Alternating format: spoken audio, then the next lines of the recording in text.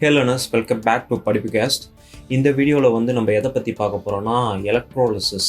எலக்ட்ரோலிசிஸ்னால் என்ன, அது ஏன் உருவாச்சு, இப்போ நம்ம அது எதுக்காக யூஸ் பண்ணிகிட்டு இருக்கோம், அதுக்கப்புறமா இந்த எலக்ட்ரோலிசிஸ் ப்ராசஸை இன்வென்ட் பண்ணிட்டோன்னே சில லாஸ்லாம் அதுக்கு வந்து கொடுத்தாங்க. அந்த லாஸ்லாம் என்ன, அதை பற்றி தான் இந்த வீடியோ பாட்காஸ்ட்டில் வந்து பார்க்க போகிறோம். ஆமாம், இந்த வீடியோ வந்து பார்த்தீங்கன்னா பாட்காஸ்ட்லேயும் வந்து ரிலீஸ் ஆகும் சைமல்டேனியஸாக. ஏன்னா இந்த வீடியோ வந்து கொஞ்சம் லாங்காக தான் இருக்க போகுது, அதனால் இதை நான் பாட்காஸ்ட்லேயும் வந்து போடுறேன். இந்த எபிசோடை வந்து நீங்கள் பாட்காஸ்ட்டில் கேட்டுட்ருக்கீங்கன்னா நீங்கள் வந்து உங்களுக்கு விஷுவல்ஸ் தேவைப்படுதுன்னா நீங்கள் வந்து யூடியூப் வரலாம். யூடியூப்பில் கேட்டுட்ருக்கீங்கன்னா உங்களுக்கு டேரெக்டாகவே விஷுவல்ஸ் வரும். யூடியூப்பில் கேட்டுட்ருக்கவங்க உங்களுக்கு டைம் இல்லைன்னு தோணுச்சுன்னா நீங்கள் டேரெக்டாக பாட்காஸ்ட் போகலாம். ஓகே, இப்போது நம்ம ஸ்டார்ட் பண்ணிடுவோம்.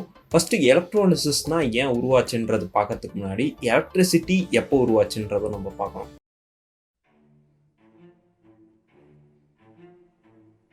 1800s வந்து அலெக்சாண்டர் வோல்ட்டா வந்து ஒரு இயர்லியர் ஃபார்ம் ஆஃப் பேட்டரியை வந்து கண்டுபிடிச்சாரு. இதுதான் வந்து இப்போ நம்ம ஸ்மார்ட் ஃபோனில் இருக்கிற பேட்டரிக்கெலாம் வந்து முன்னாடி. சரியா, அவர் அந்த கண்டுபிடிப்பை கண்டுபிடிக்கலன்னா இன்றைக்கி வந்து நம்ம ஃபோனை வந்து நம்மளால் யூஸ் பண்ணிகிட்டு இருக்க முடியாது.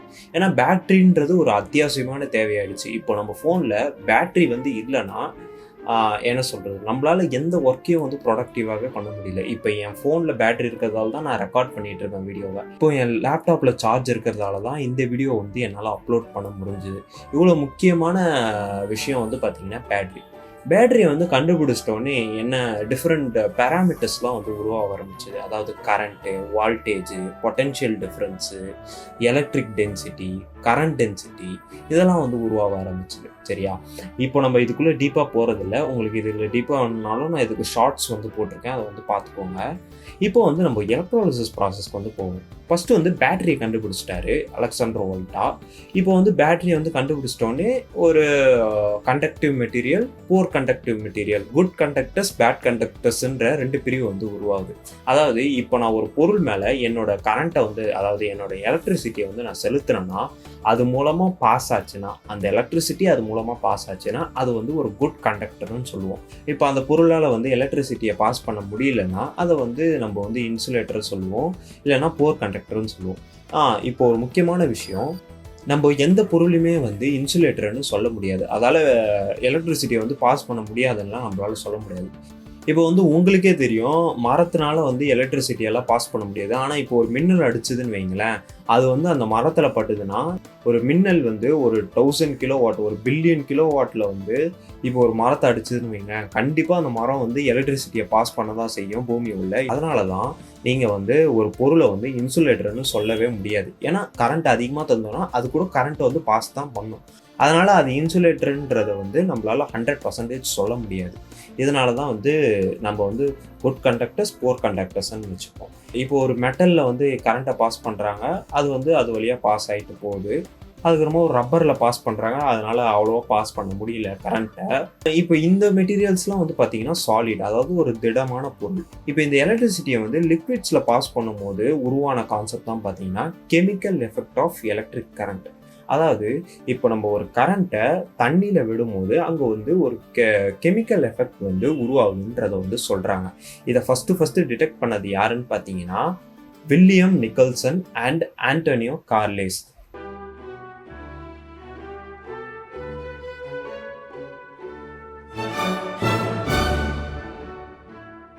இவங்க ரெண்டு பேரும் என்ன பண்ணாங்கன்னு பார்த்தீங்கன்னா, வாட்டரை வந்து ஹைட்ரஜன் தனியாகவும் ஆக்சிஜன் தனியாகவும் எலக்ட்ரிசிட்டியை வச்சு பிரிக்கிற ஒரு ப்ராசஸை வந்து பண்ணாங்க. இந்த ப்ராசஸ் பேர் தான் வந்து பார்த்தீங்கன்னா எலக்ட்ரோலைசிஸ். எலக்ட்ரோலைசிஸ்னால் என்னன்னு பார்த்தீங்கன்னா, இப்போ நம்ம ஏதாவது ஒரு கெமிக்கல் சேஞ்சை வந்து லிக்விட்லேயோ இல்லை சொல்யூஷன்லேயோ வந்து எலக்ட்ரிசிட்டியை வச்சு நம்ம கொண்டு வந்தோம்னா அதை வந்து நம்ம எலக்ட்ரோலைசிஸ்ன்னு சொல்லுவோம். இப்போது இந்த எலக்ட்ரோலைசிஸ் ப்ராசஸ் வழியாக இவங்க என்ன பண்ணாங்கன்னு பார்த்தீங்கன்னா, சாதுவாக இருக்கிற வாட்டரை வந்து வெடிக்கக்கூடிய HHO கேஸை வந்து ஸ்ப்ளிட் பண்ணுறாங்க.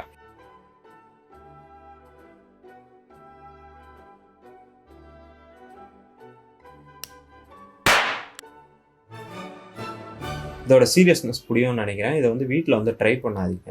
அதுக்கப்புறமா இவங்க எலக்ட்ரோலிசிஸ்ன்ற ஒரு ப்ராசஸை கண்டுபிடிச்சிட்டோன்னே இதை டீப்பாக ரிசர்ச் பண்ணவர் வந்து யாருன்னு பார்த்தீங்கன்னா மைக்கேல் ஃபாரடே தான் இந்த எலக்ட்ரோலிசிஸ் ப்ராசஸை வந்து டீப்பாக அண்டர்ஸ்டாண்ட் பண்ணி 2 லாவை வந்து இதுக்கு தந்தார். இதை தான் வந்து நம்ம ஃபாரடே லா ஆஃப் எலக்ட்ரோலிசிஸ்ன்ற ஒரு 2 லா வந்து நம்ம கண்டுபிடிச்சோம். இந்த லாஸ் பற்றிலாம் நம்ம போக போக பார்ப்போம். இப்போதைக்கு வந்து உங்களுக்கு தெரிய வேண்டியது என்னென்னா, இப்போ ஒரு கரண்ட்டில் வந்து இப்போ ஒரு கரண்ட்டை வச்சு உங்களால் ஒரு கெமிக்கல் சேஞ்சஸை லிக்விட்லேயோ இல்லை சொல்யூஷன்லேயோ கொண்டு வர முடிஞ்சதுன்னா அதை பேரை தான் வந்து நம்ம எலக்ட்ரோலிசிஸ்ன்னு சொல்லுவோம். இதே மாதிரி எலக்ட்ரோ பிளேட்டிங்னா என்ன, அதுக்கப்புறமா ஹைட்ரஜன் கேஸ் வந்து எப்படி ப்ரொடியூஸ் பண்ணாங்க, இந்த மாதிரி விஷயத்தெல்லாம் இந்த சீரீஸில் வந்து தொடர்ந்து பார்ப்போம். Happy learning.